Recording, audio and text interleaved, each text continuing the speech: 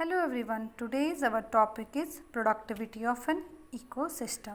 Now productivity refers to the rate of generation of biomass in an ecosystem. हम productivity को क्या define कर सकते हैं? Generation of biomass in an ecosystem. किसी भी इकोसिस्टम में बायोमास जनरेट हो रहा है तो हम वो बोल रहे हैं वो प्रोडक्टिविटी होती है. It is usually expressed in units of mass per surface और volume per unit time. इसको किन में एक्सप्रेस करते हैं, किन इन यूनिट्स में इसको एक्सप्रेस करते हैं? दैट इज़ मास पर सरफेस और volume per unit type. Now productivity is of the following types. जो प्रोडक्टिविटी इसके फॉलोइंग टाइप्स है, कौन कौन से हैं? इसके 3 टाइप्स है. Number 1 is primary productivity, number 2 is secondary productivity and number 3 is net productivity. हम 1 बाय 1 इनको स्टडी करेंगे. Number 1 is primary productivity. अब हम प्राइमरी प्रोडक्टिविटी के लिए पढ़ते हैं.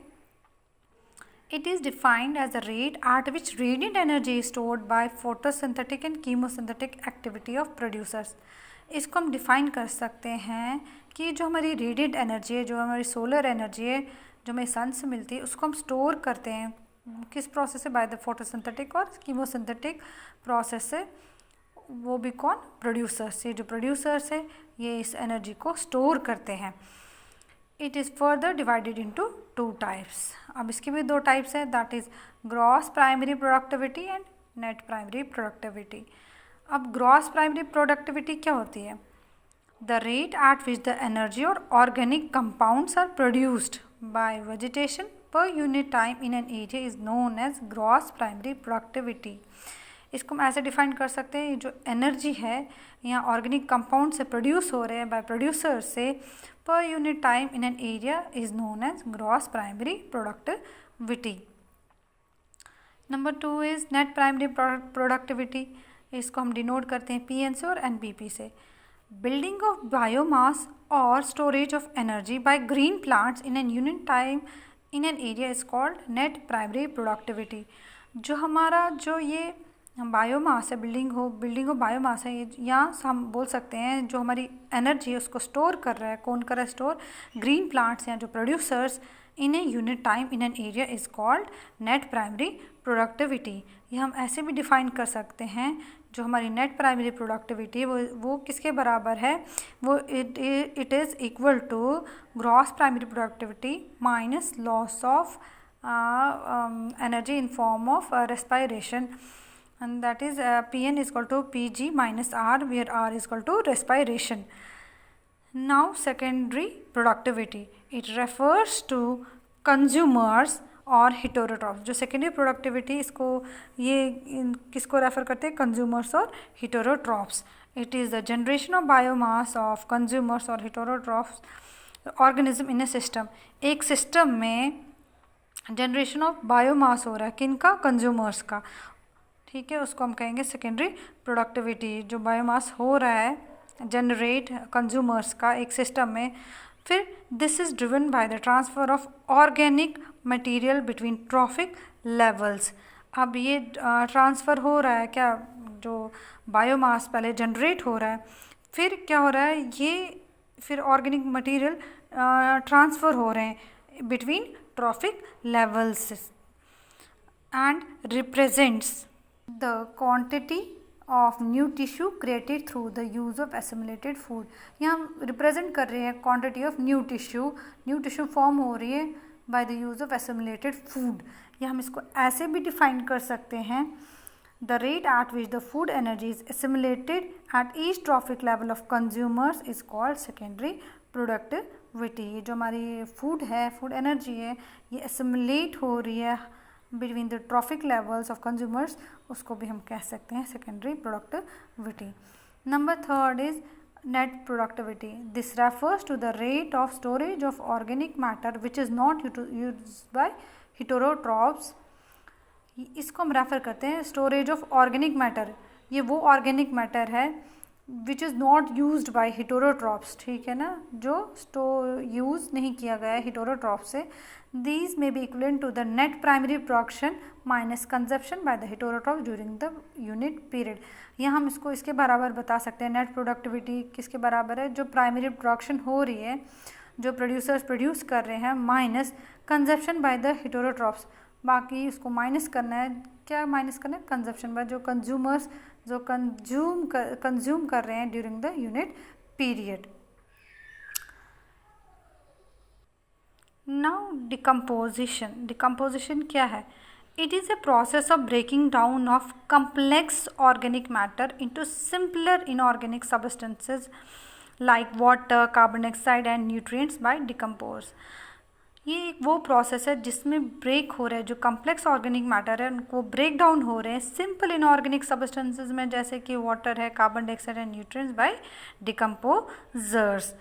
अब different steps in the process are, अब breaking down of the organic matter तो हो रहा है, बट इसके भी डिफरेंट स्टेप्स है, 5 स्टेप्स है जो हम 1 बाय 1 स्टडी करेंगे। Number 1 is fragmentation.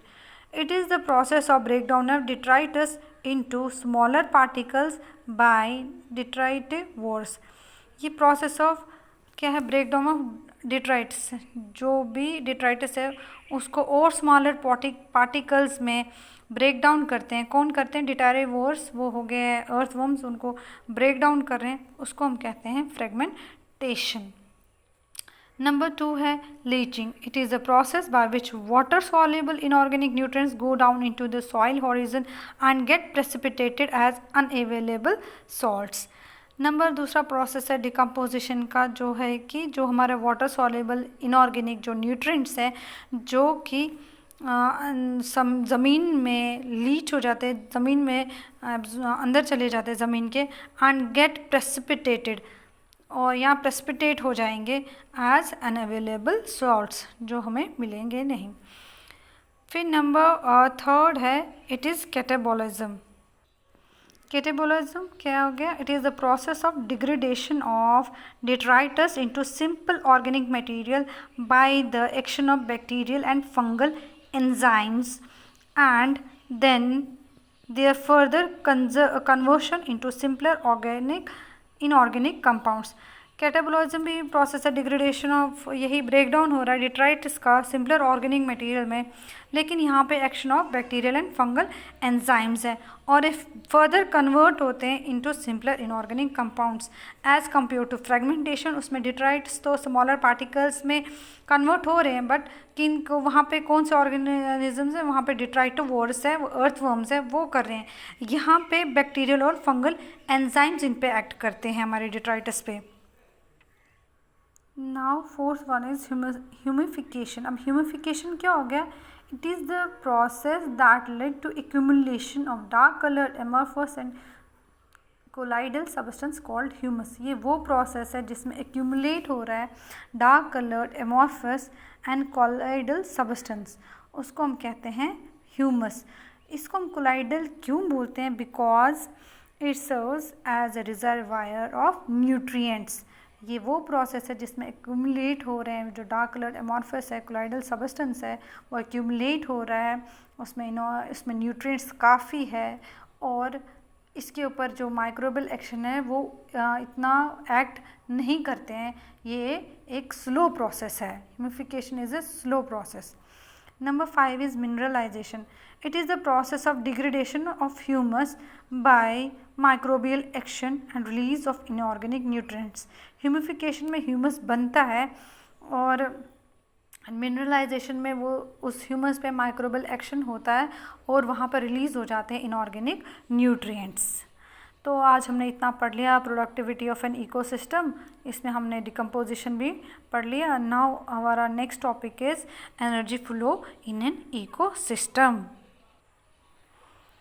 Flow of energy in an ecosystem takes place through food chain and it is this energy flow which keeps the ecosystem going. अब हमें आज पढ़ना है energy flow in an ecosystem. इसमें क्या बता रहे हैं?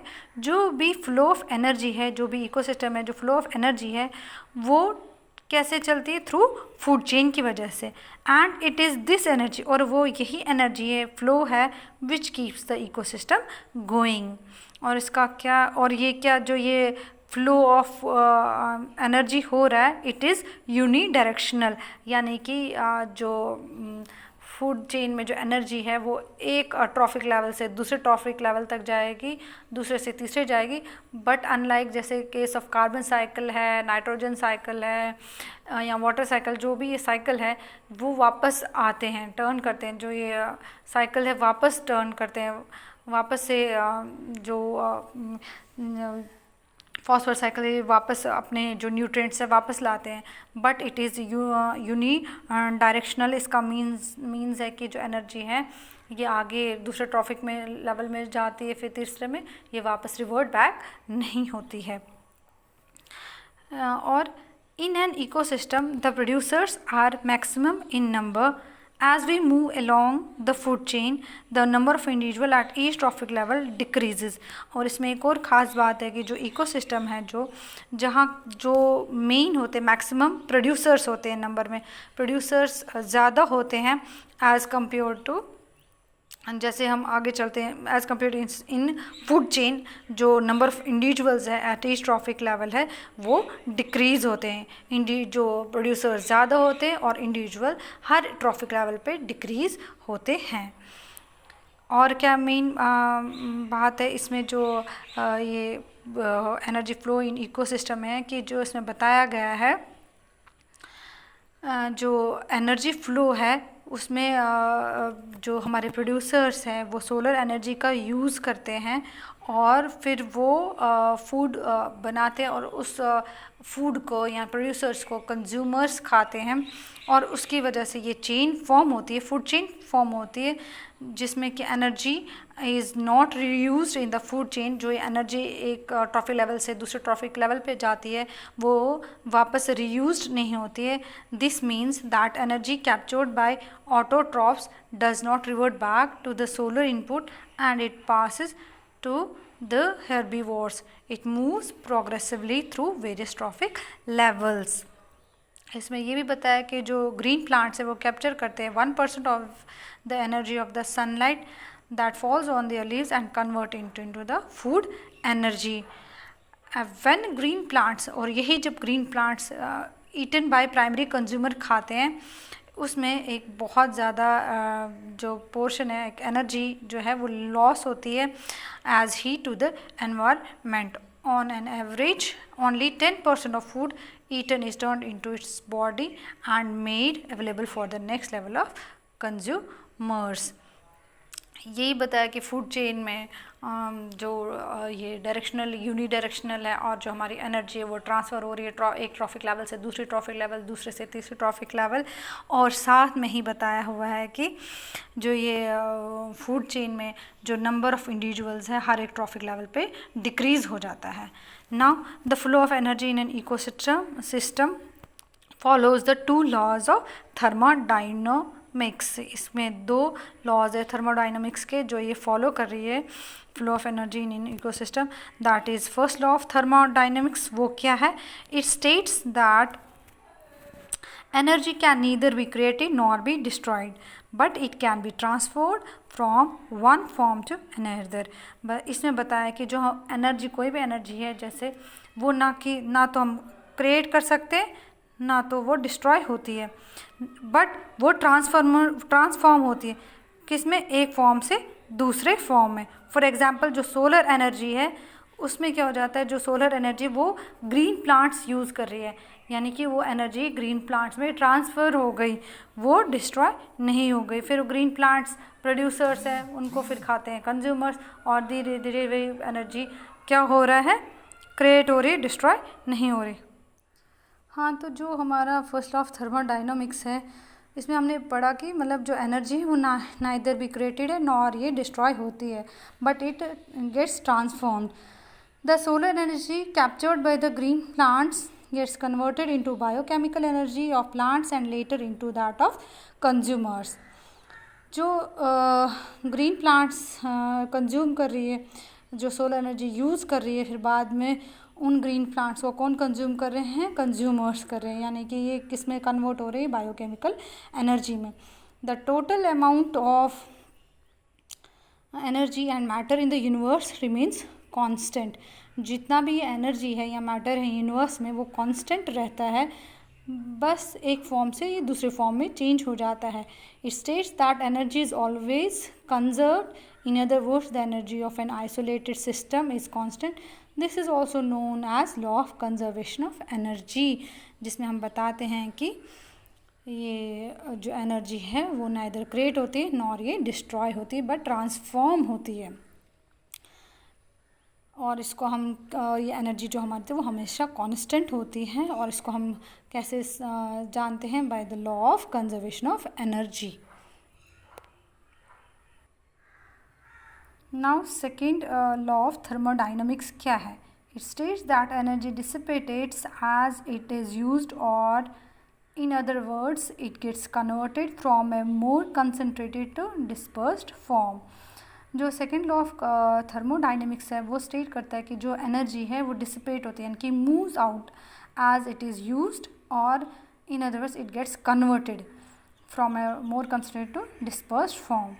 As energy flows through the food chain there occurs dissipation of energy at every trophic level, which takes place through respiration, running, locomotion, hunting and other activities. बोल रहे हैं जैसे कि ये जो एनर्जी फ्लो हो रहा है थ्रू फूड चेन में, वहाँ पर क्या होती है, एनर्जी क्या हो रही है, मूव आउट हो रही है. हर एक ट्रॉफिक लेवल पे कुछ ना कुछ एनर्जी मूव आउट हो रही है या लॉस हो रहा है. विच टेक्स प्लेस थ्रू, वो कैसे वो लॉस हो रही, मूव आउट हो रही, through respiration, running, locomotion, hunting and other activities. At every level there is about 90% loss of energy. हर एक लेवल, हर एक ट्रॉफिक लेवल पे, जब हमने अभी पढ़ा फर्स्ट लॉ में कि जो एनर्जी है वो ना तो क्रिएट हो रही है ना तो वो डिस्ट्रॉय हो रही है, बट वो कन्वर्ट हो रही है वन फॉर्म टू अनदर, वो आगे जा रही है, ट्रांसफ़र ऑफ एनर्जी हो रहा है.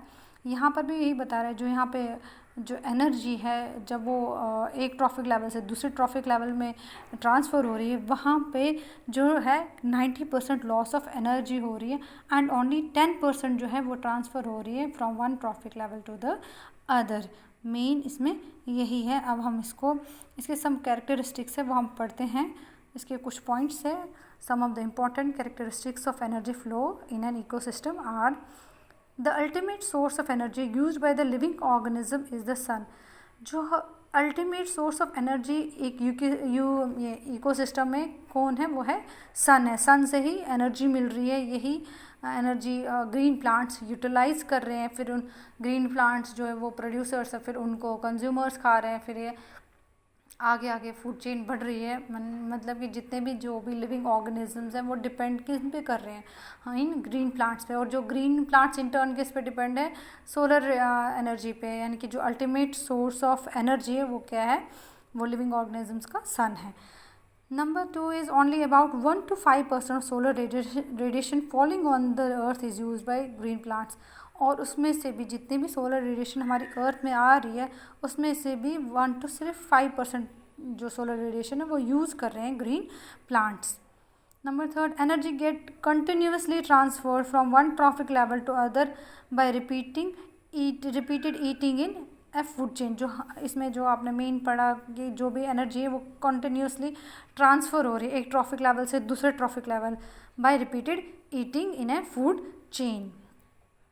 On an average, about 10% of available energy actually gets transferred from one trophic level to other in a food chain. जो हमने पढ़ा अभी कि जितने भी एनर्जी जितनी भी है उसमें से भी 90% हमने कहा वो लॉस हो जाती है.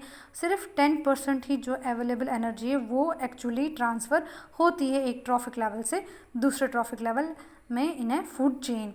वो कौन से जो 10% law of transfer of energy है, इस लॉ के अकॉर्डिंग ओनली 10% ही यूज़ एनर्जी हो रही है, अवेलेबल एनर्जी मिलती है एक ट्रॉफिक लेवल में. In every food chain transfer of energy is unidirectional. ये तो आपको पता ही, मैंने पहले भी बताया. जो मेन है एक फूड चेन में जो ट्रांसफ़र ऑफ एनर्जी है इट इज़ यूनिडायरेक्शनल.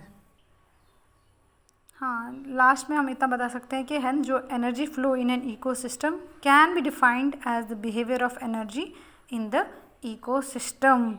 यानी कि इकोसिस्टम का जो एनर्जी फ्लो है हम डिफ़ाइन कर सकते हैं ये किस पे basis on the behaviour of energy. ठीक है ना. अब मैंने यहाँ पे एक डायग्राम बनाई है, एनर्जी फ्लो डायग्राम. आप इसको देखो तो आपको थोड़ा बहुत इसमें से जो है समझ आ जाएगा कि सोलर पहले मैंने बनाया सोलर रेडिएशंस हैं, सोलर रेडिएशंस यूज़ कर रहे हैं ऑटोट्रॉप्स। यहाँ पे दिखाया मैंने ग्रॉस प्रोडक्शन में, जैसे इसका जीपी बताया 111.0। फिर आगे वो एनर्जी जा रही है हर्बीवोर्स में, ठीक है ना। ये जो प्लांट्स है इनको कौन खा रहा है, हर्बीवोर्स, और ये जो हर्बीवोर्स है फिर इनको कौन खा रहा है, कार्निवोर्स। अब जब ऑटोट्रॉप्स हैं जो ये प्लांट्स है, जब इनकी इसकी इस टाइम जो ग्रॉस प्रोडक्शन है इसकी है 111। जब ये हर्बीवोर्स में पहुंचते हैं तो इसकी ग्रॉस प्रोडक्शन बनती है 15.0। और जब तक ये वहाँ पहुँचते हर्बीवोर्स, इसका कुछ पार्ट डिकम्पोज हो रहा है, कुछ पार्ट नॉन यूटिलाइजेशन हो रही है, और बाकी का इसका कुछ पार्ट रेस्पायरेशन में जा रहा है। जो इसकी एनर्जी है डिकम्पोज हो रही है, यहाँ पे नॉन यूटिलाइज हो रही है, रेस्पायरेशन में जो इसकी हैं वही ख़त्म हो रहे हैं जो एनर्जी फ्लो में। फिर आगे हर्बीवोर से जब ये कार्निवोर्स पे जा रहा है, इसकी जीपी सिर्फ रह जाती कार्निवोर्स में सिर्फ 3.0। उसमें भी हर्बीवोर्स में कुछ डिकम्पोज हो रहा है, कुछ नॉन यूटिलाइज हो रहा है, कुछ रेस्पायरेशन में लॉस हो रहा है।